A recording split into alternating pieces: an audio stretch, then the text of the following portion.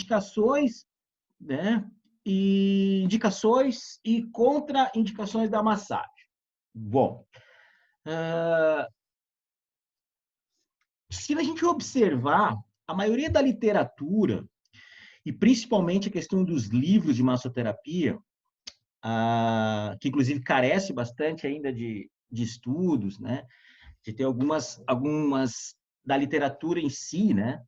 Carece bastante de estudos a questões de, quando a gente fala principalmente de indicações e contraindicações. Nós vamos observar que as indicações e as contraindicações, elas estão relacionadas de uma forma geral, de uma forma assim bem genérica, como a gente fala. Nós, como profissionais massoterapeutas, temos que atentar para uma situação bem importante. Por quê? Porque quando eles dizem de indicações e contraindicações, eles estão falando de contraindicações e indicações para massagem. Se a gente for observar tudo que a gente já vem conversando sobre a fundamentação da profissão, isto é, profissional da área da saúde, certo? Terapeuta manual pela massagem. Então, somos profissionais, primeiro, com formação. Segundo, da área da saúde, no seu conceito ampliado de saúde, né? Como a gente já conversou, nos processos de promoção, processos de prevenção, recuperação, correção e reabilitação em saúde. Então, a mãozinha, como a gente brinca, né? É a mãozinha da área da saúde. Todos os profissionais da saúde trabalham e desenvolvem as suas ações técnicas, com fundamentação teórica, né? Com formação para isso, da área da saúde. Terapeuta manual. Então, nós utilizamos os conhecimentos da terapia manual para chegar a esse nosso objetivo, que é a saúde do nosso interagente, do grupo de pessoas e tal, da sociedade, né? E o outro ponto é como a gente faz isso pela terapia manual, pela massagem. Então, perceba que a massagem, ela é o último ponto, como a gente diz, que norteia a nossa profissão. Isto é, somos profissionais da área da saúde, terapeuta manual, e utilizamos a massagem para este fim. Seja pelo processo passivo, isto é, a gente executa as técnicas, a gente executa as práticas corporais, como a gente diz, ou de uma forma ativa, isto é, a gente orienta aos nossos interagentes a realizar a automassagem. Então, este é o ponto principal. Massagem.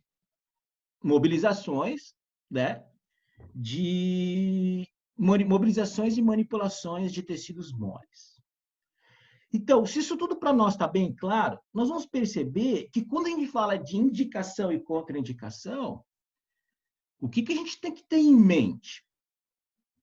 A indicação e essa contraindicação é para o profissional massoterapeuta?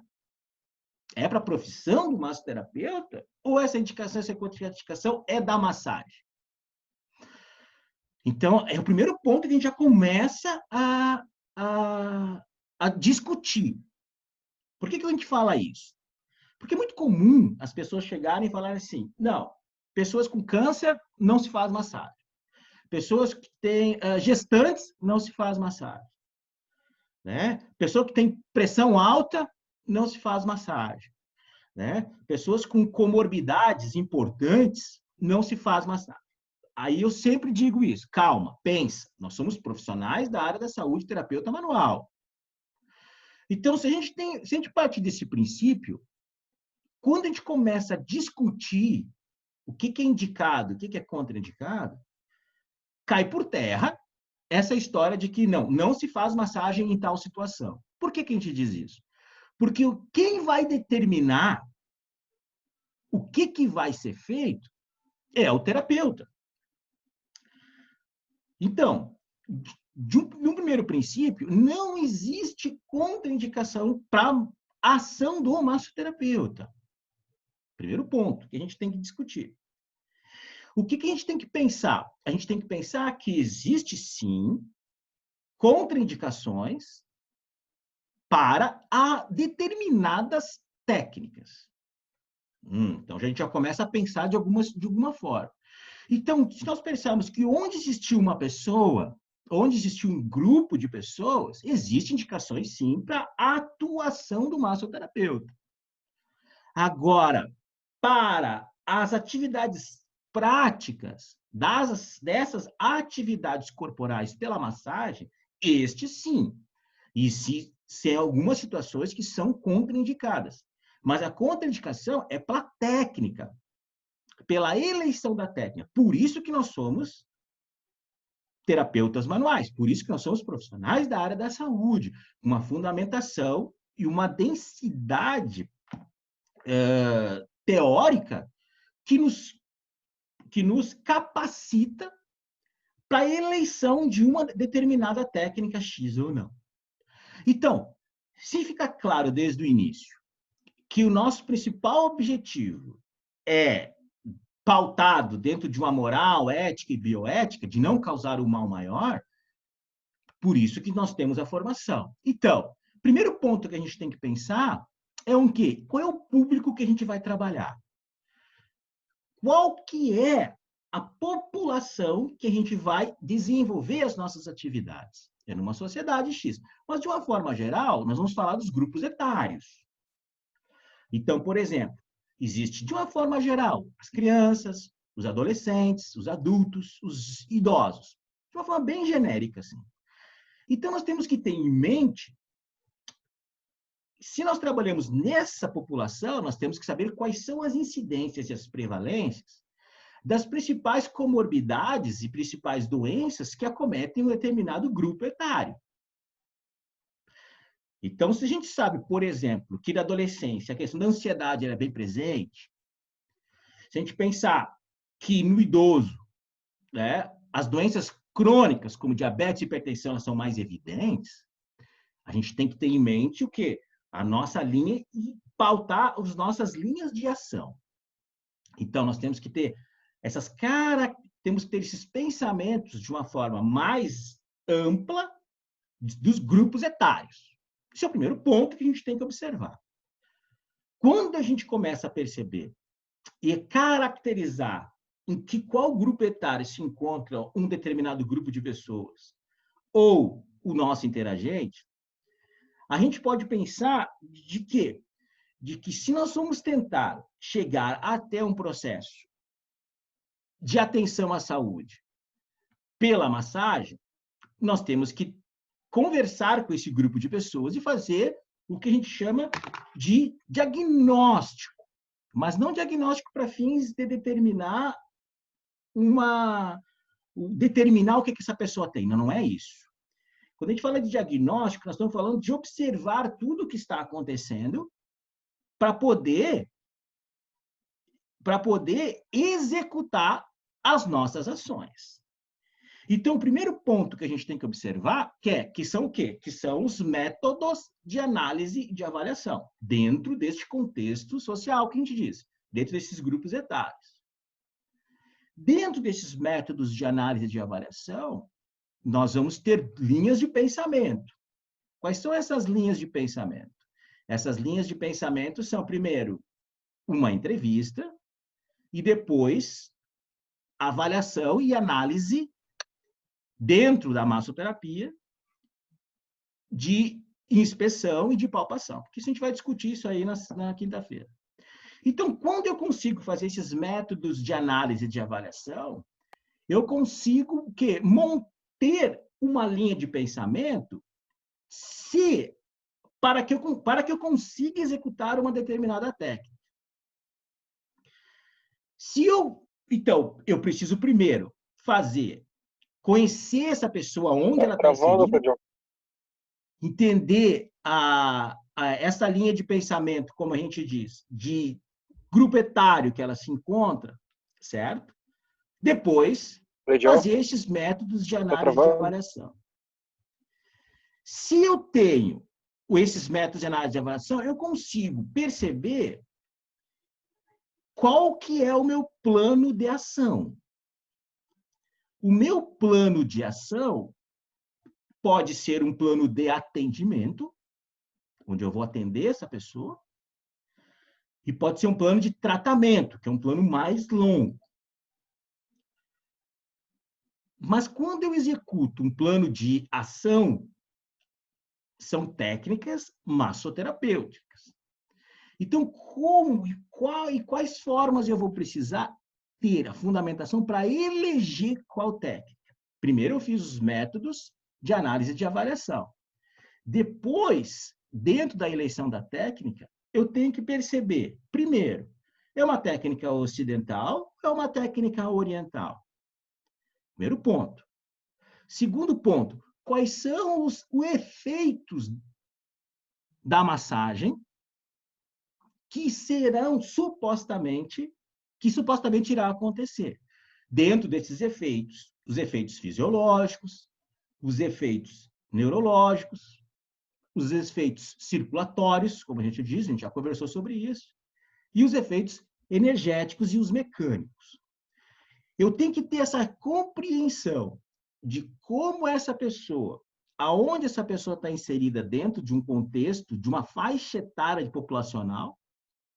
Segundo, executar bons métodos de análise e de avaliação, ter conhecimento de quais são as técnicas que eu vou praticar e quais são os efeitos fisiológicos, os efeitos que essa massagem vai repercutir. Isso tem que estar bem claro para mim desde o início. Então, eu preciso conhecer essa pessoa, conhecer esse grupo de pessoas, quais são as faixas etárias, quais são os grupos de risco e agravos que essa pessoa está sujeita, mais pela incidência e prevalência, como a gente diz.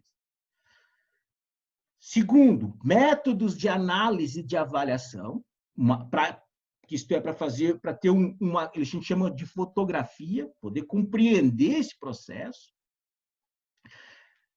Dentro desses métodos de análise de avaliação, nós vamos observar o quê? A eleição de quais técnicas nós podemos disponibilizar para atender essa pessoa, ou esse grupo de pessoas, dentro das técnicas ocidentais e das técnicas orientais, e quais são os efeitos que a gente vai supostamente conseguir pela eleição da técnica. Se eu tenho isso bem claro, eu consigo compreender esse tipo de técnica que a gente vai usar. Logo, não existe, portanto, uma contraindicação para a ação e a atuação do massoterapeuta.